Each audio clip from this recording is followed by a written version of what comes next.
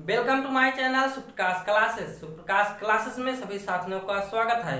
दोस्तों, सर्वोच्च न्यायालय से संबंधित प्रमुख अनुच्छेद के बारे में डिस्कस करेंगे, जो कि परीक्षा की दृष्टि से बहुत ही महत्वपूर्ण टॉपिक है। तो दोस्तों, आइए देखते हैं सर्वोच्च न्यायालय संबंधी महत्वपूर्ण अनुच्छेद। तो अनुच्छेद 124 में क्या है? तो अनुच्छेद 124 में सर्वोच्च न्यायालय की स्थापना एवं गठन संबंधी प्रावधान। तो अनुच्छेद 124 में क्या है? सर्वोच्च न्यायालय की स्थापना एवं गठन संबंधी प्रावधान। अनुच्छेद 126 में क्या है? तो कार्यकारी मुख्य न्यायाधीश की नियुक्ति संबंधी प्रावधान। अनुच्छेद 127 में क्या है? तो तदर्थ न्यायाधीशों की नियुक्ति की जा सकती है। अनुच्छेद 128 में क्या है? सेवानिवृत्त न्यायाधीशों को भी सर्वोच्च न्यायालय की बैठकों में उपस्थित होने के लिए बुलाया जा सकता है। अनुच्छेद 129 में क्या है? तो सर्वोच्च न्यायालय को अभिलेख न्यायालय घोषित करता है। अनुच्छेद 129 में क्या है? तो सर्वोच्च न्यायालय को अभिलेख न्यायालय घोषित करता है। अनुच्छेद 130 में क्या है? तो उच्चतम न्यायालय का स्थान निर्धारित करने का मुख्य न्यायाधीश की शक्ति।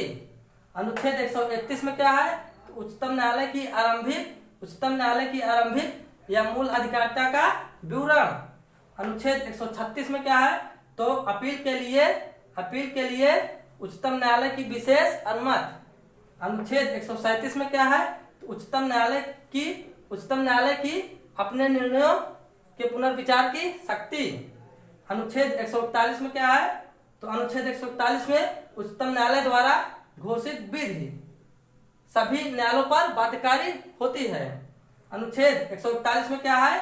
उच्चतम न्यायालय द्वारा घोषित विधि सभी न्यायालयों पर बाध्यकारी होती है। अनुच्छेद 143 में क्या है?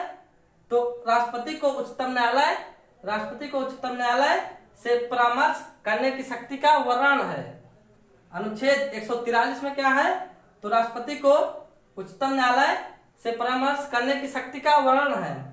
अनुच्छेद 145 में क्या है? तो उच्चतम न्यायालय को राष्ट्रपति के अनुमोदन से न्यायालय की कार्यकारी पद्धति एवं प्रक्रिया को विनियमित करने के लिए नियम बनाने की शक्ति। दोस्तों, अनुच्छेद 146 में क्या है? तो उच्चतम न्यायालय के न्यायाधीशों एवं सेवकों की नियुक्ति संबंधी प्रावधान। तो अनुच्छेद 146 में क्या है? उच्चतम न्यायालय के अधिकारियों एवं सेवकों की नियुक्ति संबंधी प्रावधान। तो दोस्तों, इसका एक बार फिर से रिवीजन कर लेते हैं। तो अनुच्छेद 124 में क्या है? सर्वोच्च न्यायालय की स्थापना एवं गठन संबंधी प्रावधान। अनुच्छेद 126 में क्या है? तो कार्यकारी मुख्य न्यायाधीश की नियुक्ति संबंधी प्रावधान। अनुच्छेद 127 में क्या है?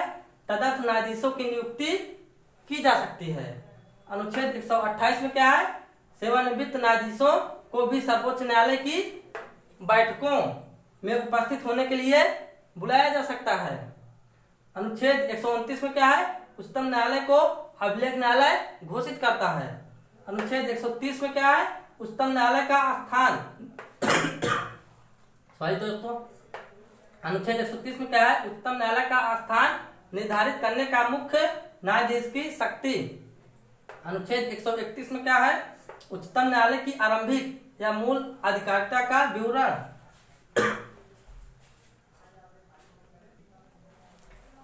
अनुच्छेद 131 फिर से देख लेते हैं। उच्चतम न्यायालय की आरंभिक या मूल अधिकारिता का विवरण। अनुच्छेद 136 में क्या है? तो अपील के लिए उच्चतम न्यायालय की विशेष अनुमति। अनुच्छेद 137 में क्या है? तो उच्चतम न्यायालय को अपनाने के निर्णय के पुनर्विचार की शक्ति।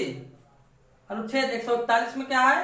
तो उच्चतम न्यायालय द्वारा घोषित विधि सभी न्यायालयों पर बाध्यकारी होता है। अनुच्छेद 143 में क्या है? तो राष्ट्रपति को उच्चतम न्यायालय से परामर्श करने की शक्ति का वर्णन। अनुच्छेद 145 में क्या है?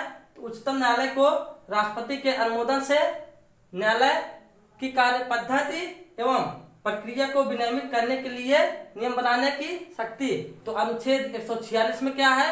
अनुच्छेद 146 में उच्चतम न्यायालय के न्यायाधीशों एवं सेवकों की नियुक्ति संबंधी प्रावधान। तो दोस्तों उच्चतम न्यायालय संबंधी सभी महत्वपूर्ण अनुच्छेद के बारे में डिस्कस किया गया है, जो कि एग्जाम की दृष्टि से बहुत ही महत्वपूर्ण अनुच्छेद है।